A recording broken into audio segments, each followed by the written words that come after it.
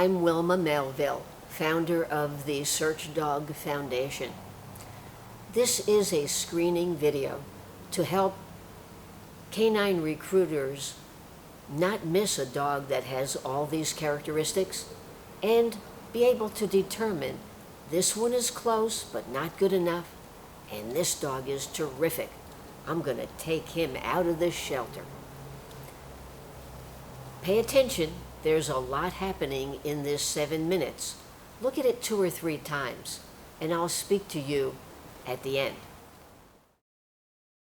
All these tests are very important. Aggression, as you can understand, we can't have a dog that's either dog aggressive or people aggressive to do search and rescue. So what we're going to do is we're going to tie your dog out to something that's stable, put him in a flat collar, and we're going to take another dog and we're going to walk him by at a safe distance both ways, so that the dog is on the inside and the dog is on the outside. And what we're looking for is a dog that either wants to play or is disinterested completely. That's what we're looking for, or just neutral. This dog is very active, but he just wants to play. He's just active. His tail is wagging, his face is soft, and there's no signs of aggression there. Barking would be okay as long as it's in play. What we're not looking for is a dog that hackles up, his hair goes up on his back, or he starts barking in an aggressive manner, or he just shies away. All these things, are unacceptable.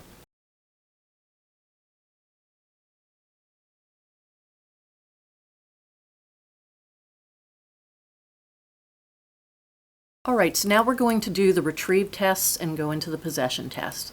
We do 4 tosses, and the dog comes back to us because we have another toy. That way we don't have to interrupt it with trying to get the toy out of the dog's mouth.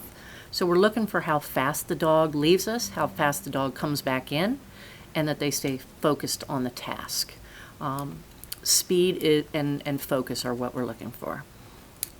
The distance, this is good. In the video, you don't need to make it into a big, long retrieve because they're going to be doing a lot of other tests, and we don't want to wear them out right here in the beginning.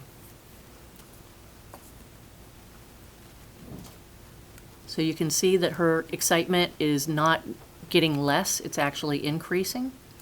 And now we're going to go into the possession test.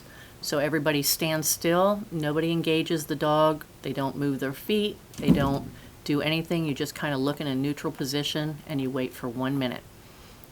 And what we want to see here is that the dog remains focused on the toy, whether it's what we're seeing here, the dog's trying to get the person to interact, or they may show other things. They may just run around with the ball in their mouth, they may go lay down with the ball. All these things are okay, but what we don't want is for the dog to just drop the ball and go sniff and get distracted and engage in other things. That is a lack of focus.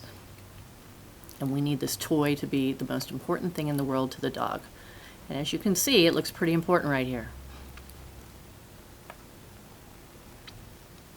When the 1 minute is up, we can pick up the toy and give her another toss just to end that test, those 2 tests, in a positive manner.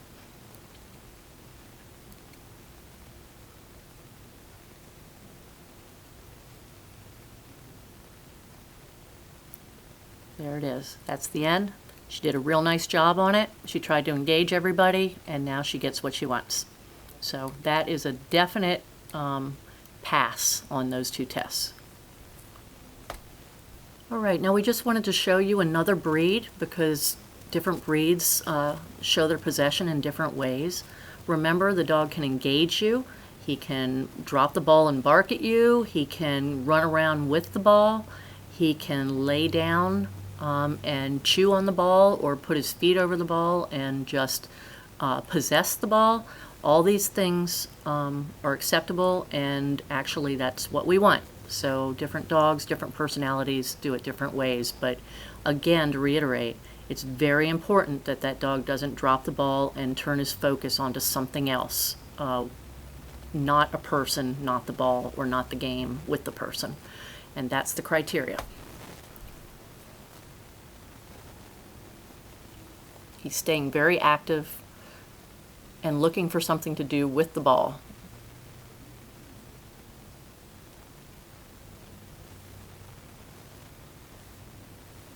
Again, all this is okay.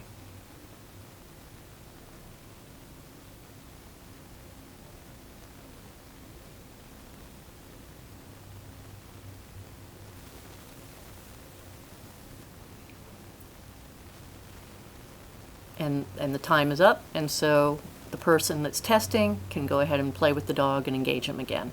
So that's all we're looking for. It's pretty simple. It's either there or it's not. So just remember, the things that people do that negate this test are that they try to help the dog, or they move their feet, or they turn their back, or they encourage them and tell them to go get it, go get your toy. All those things, we can't have any of that. It's got to be internal, coming from the dog.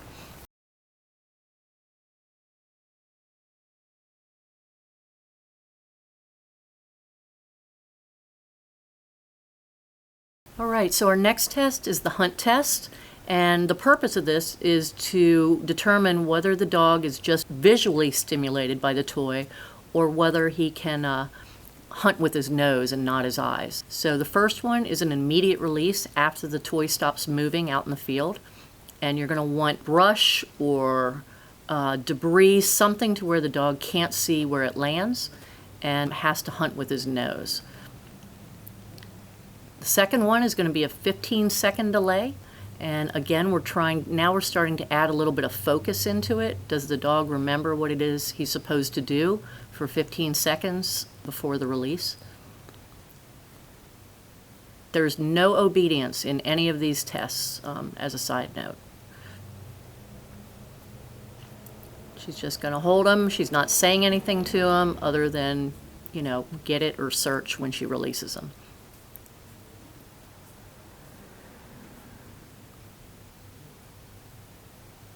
As you can imagine, it's very important that a search dog knows how to use his nose.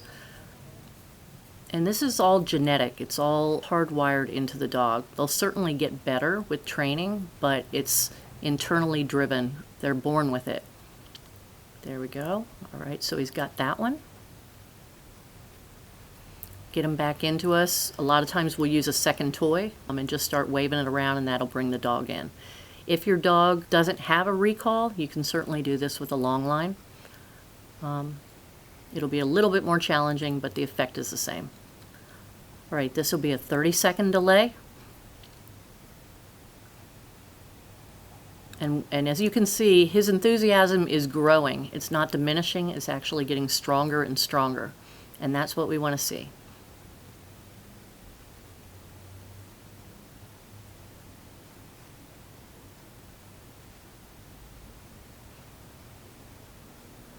And she's going to go ahead and spin him. And we'll do that if the dog marks the location, is really good at marking and seeing where that ball lands. Some breeds are. Labradors are amazing at their ability to mark an area.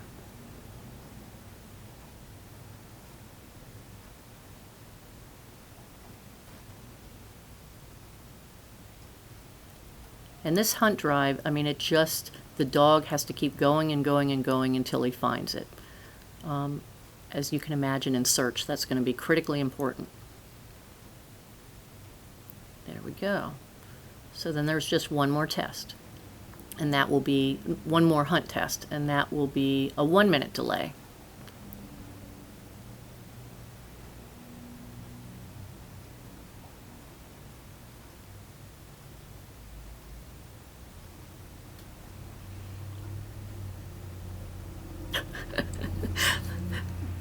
The throw can be challenging.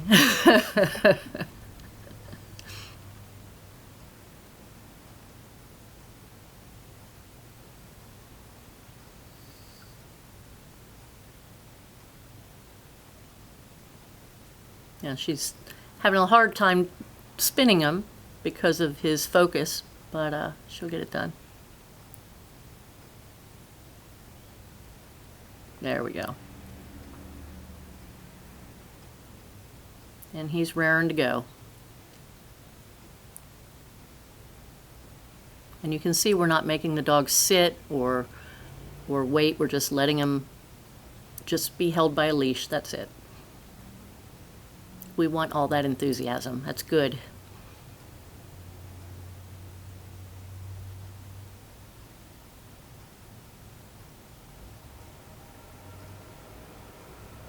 After the minute's up, you send them on their way.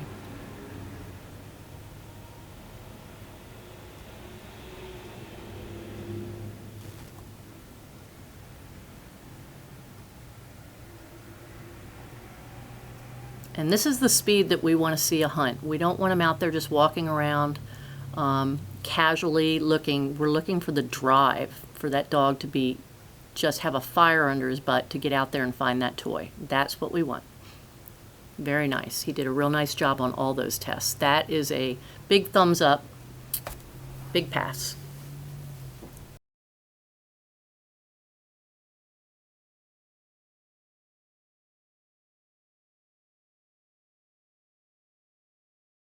All right, first we're going to do the immediate release. The dog sees the toss. He sees the second where that landed, and that person is going to go ahead and place the toy somewhere where it won't fall down into the rocks, and the dog is sent. Dog's showing us very good footing, very nice drive, coming in fast. That's what we like, and he's got it. All right, that is a definite pass. What we don't want to see is the dog running around the edges because he doesn't want to get up onto the rubble, all right? Or just getting up there and freezing or asking for help. Whatever you do, don't try to help the dog. It is what it is. He either has no footing issues or he's not comfortable on the rubble. This will be the 30-second delayed hunt on the rubble. So the dog sees the toss. It gets to the person who's going to place it. They make sure the dog knows they have it. And the time starts after that ball is placed. And this dog is very excited to go up. This is what we want to see. It's important to know that we're not going to put any obedience on the dog here. We're not asking him to sit. We're not asking him to behave at all. We want to see that drive. We want them to be freed up to go and do what they want to do, so that it gives us the whole picture of what the dog, what's inside of him.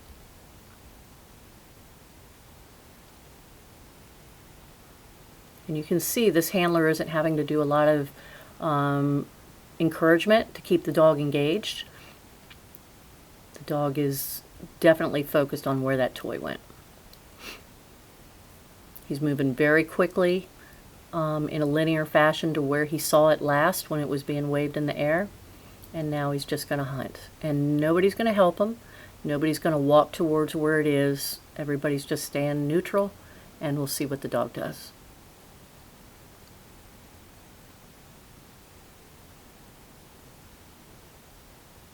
He's got very nice agility.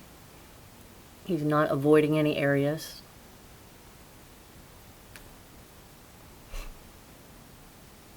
He's gone for a little bit, but he's back. And he's still actively working.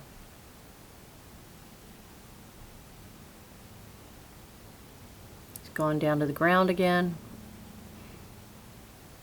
The dog has a lot of energy.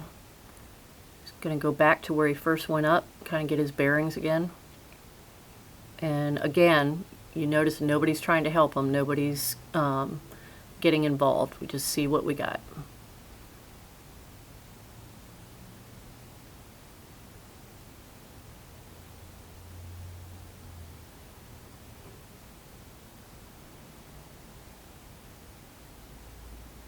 He's taken a while, but that's okay. And honestly, if he never finds the ball, that's okay too.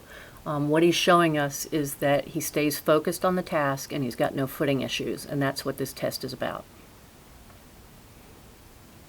There we go. He's getting close. All right, he's got it. Yay. Very, very nice. That's what we want. All right, this is going to be our 1-minute hunt. The dog has seen the throw. Now we're going to take the dog around to where he can't see where it's placed.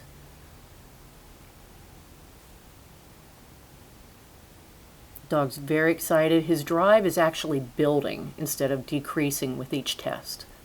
And that's, again, another really good sign of, just that internal desire to want to hunt for a toy on the rubble. That's what we want to see.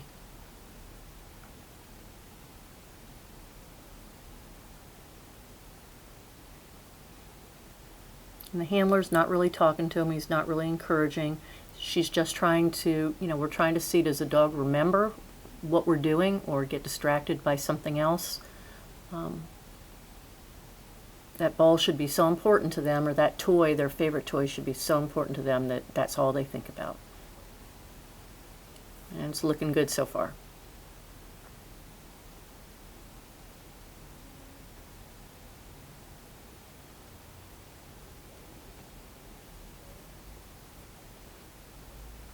All right, we're getting close. She's just going to release him. Doesn't have to say anything. The dog knows what to do. Really nice speed again, all over the rubble.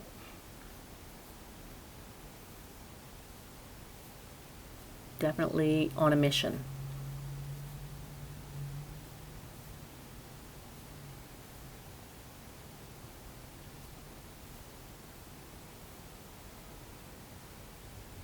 I think we've got a winner. There we go. Very, very nice. All right. This is going to be a 30-second delay. We're showing them the toy, and then we're going to go ahead and place it so that it doesn't fall through these pallets and go into no man's land. We definitely want the dog to be able to be successful. All right. So it gets placed. He can't see. It's hard to tell in this video, but he really doesn't have a line of sight. And we're just going to wait. He's building in drive. There we go. Very nice. He doesn't seem to have any trouble with this footing, which is nice. It is definitely difficult footing.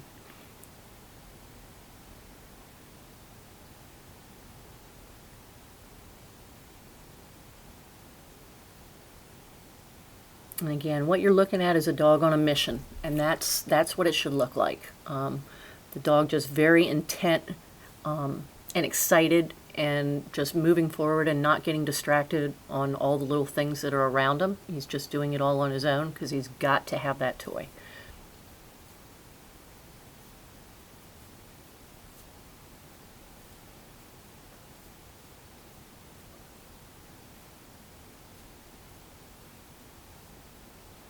And even when he slips, he just keeps on going.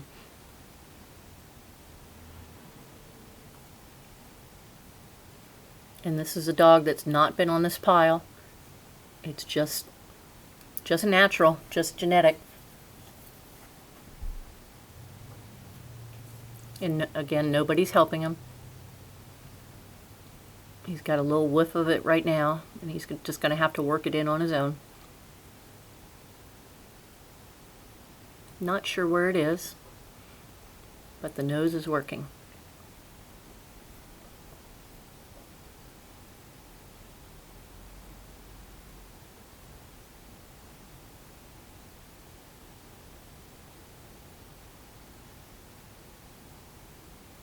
And he's doing it all on his own.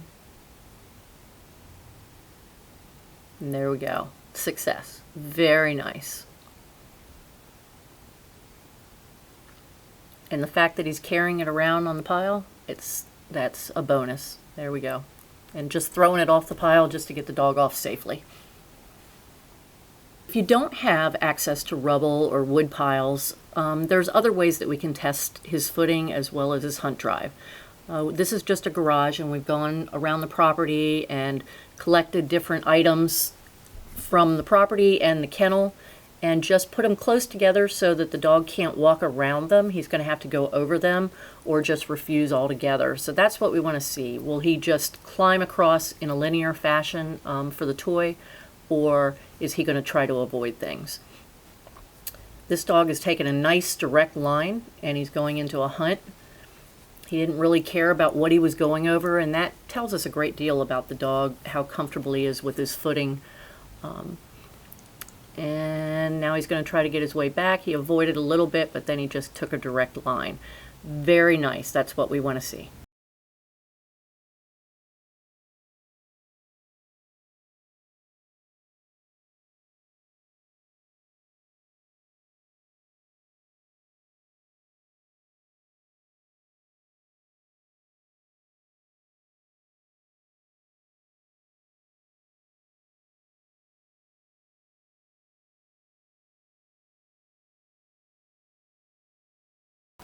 Well, there you have it, folks.